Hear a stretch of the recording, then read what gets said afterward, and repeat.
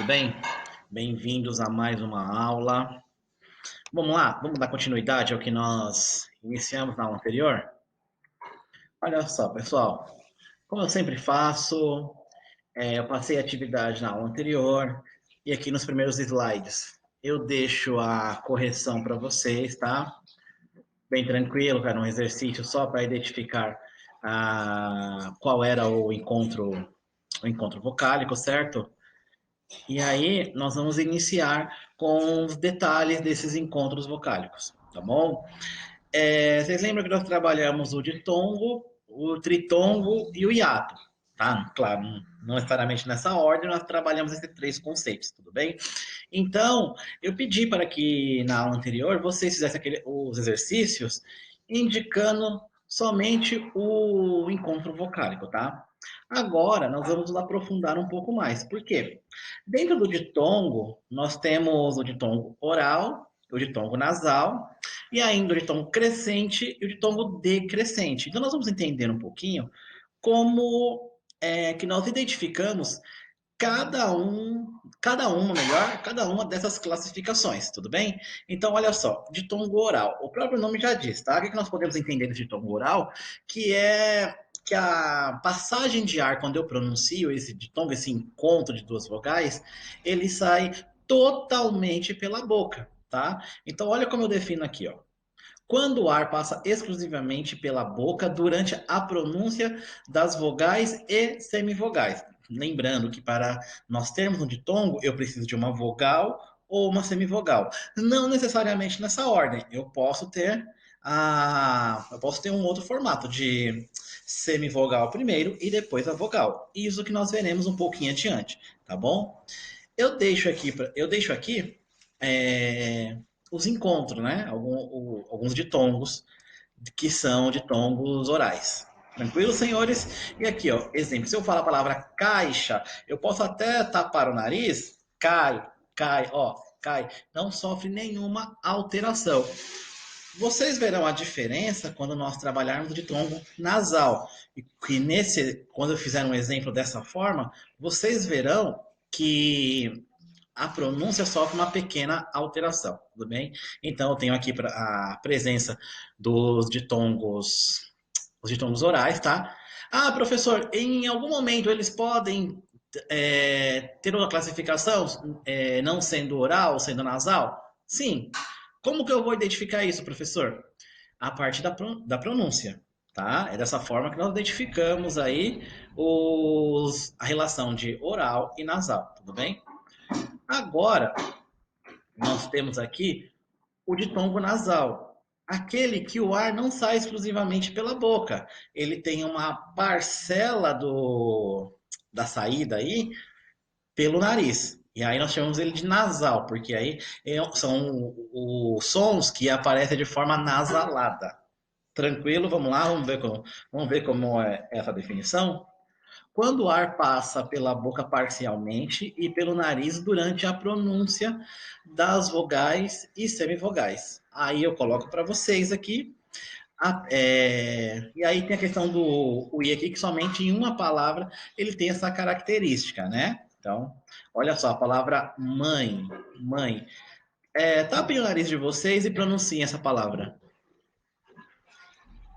Percebem como ela sai, ela sofre uma alteração na pronúncia quando eu faço isso? Por quê?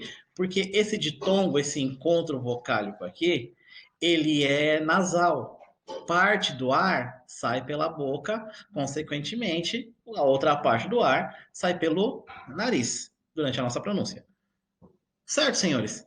Então, como eu diferencio o ditongo oral do ditongo nasal? Na pronúncia, no ditongo oral, a passagem do ar sai totalmente pela boca.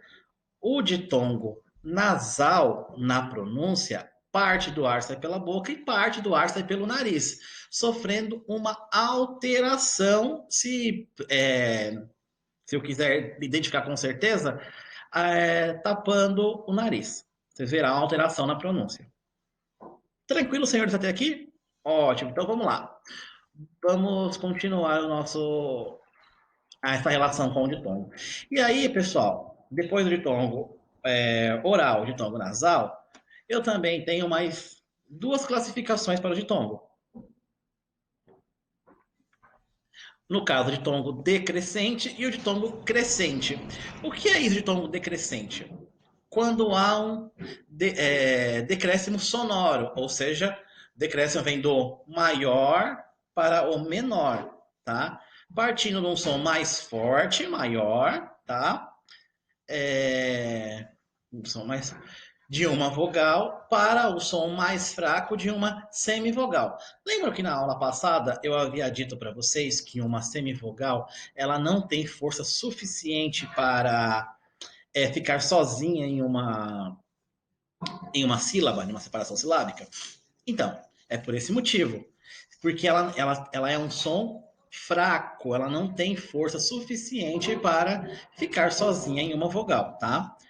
E voltando aqui ao ditongo decrescente, ele tem esse formato. O ditongo decrescente, ele tem esse formato. Primeiro a vogal, o som forte.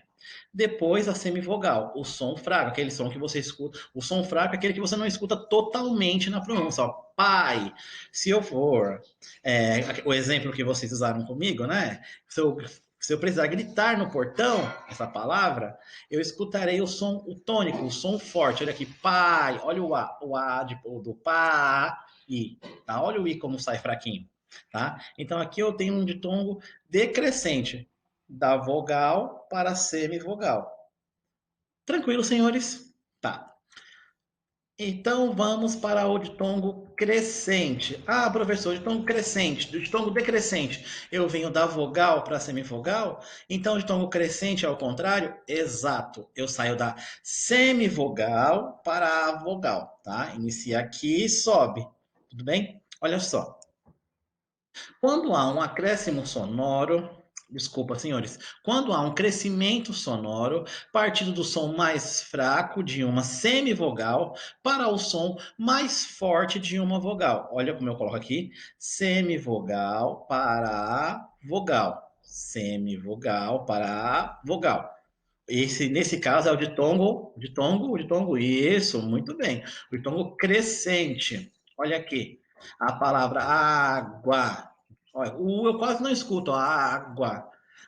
Ninguém fala água, tá? A gente fala água, tá? Esse U eu quase não escuto, por quê? Porque ele é uma semivogal. Como eu havia dito para vocês, a semivogal a gente quase não escuta, ela não tem uma representação sonora forte, ela tem uma representação sonora fraca. Tranquilo, senhores?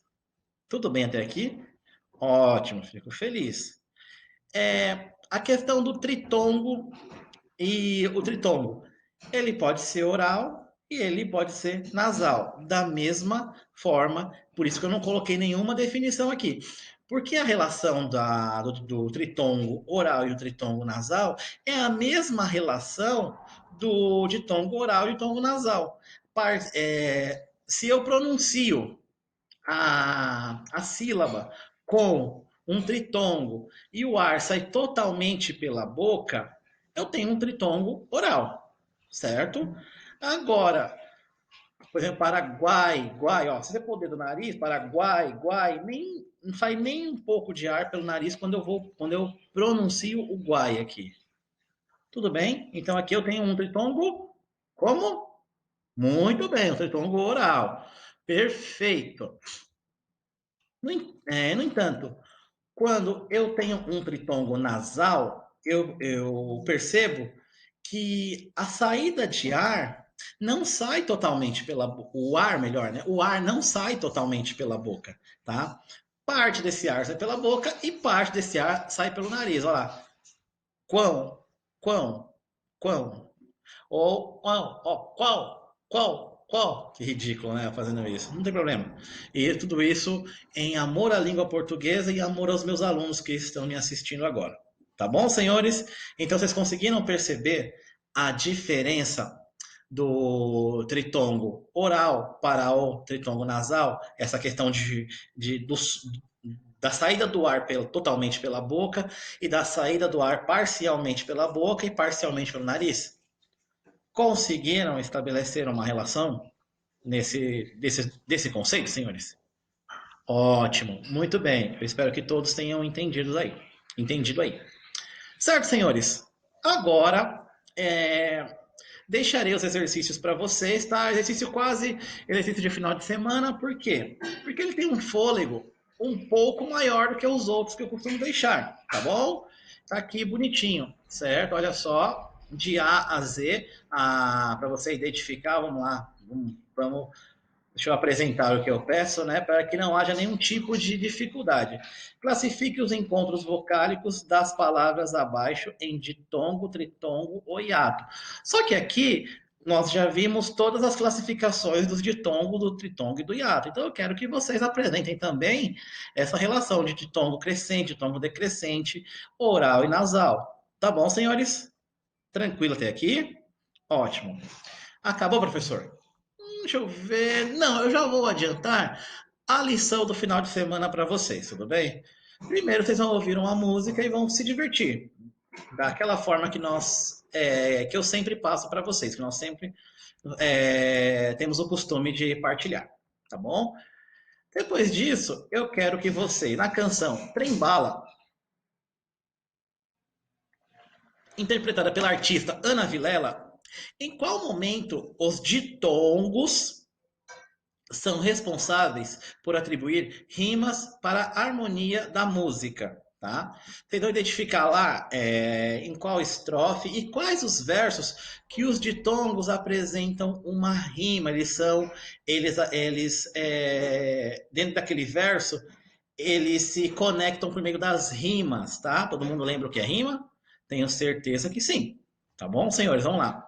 E aí eu quero que vocês apresentem as classificações dos ditongos e se há uma influência desses encontros vocálicos, no caso dos ditongos, na sonoridade da música, na harmonia, nas rimas. Tudo bem? À luz do que foi discutido sobre o assunto, desenvolva uma resposta justificando com as regras da gramática normativa as regras do ditongo que nós acabamos de trabalhar, tá? Da gramática normativa e o seu conhecimento do assunto abordado, a questão das rimas, para que servem as rimas, essas rimas apresentam uma musicalidade, o que esses ditongos que aparecem em determinadas estrofes podem influenciar na, na relação harmoniosa da canção. Tranquilo? Tudo bem? Então, senhores, por enquanto é só. Até a próxima aula. Cuidem-se, tá? Fiquem em casa, aproveitem esse momento com a família, façam os deveres, tudo bem? Para que nós possamos retornar com tudo em dia. Um abraço e até a próxima aula, meus queridos.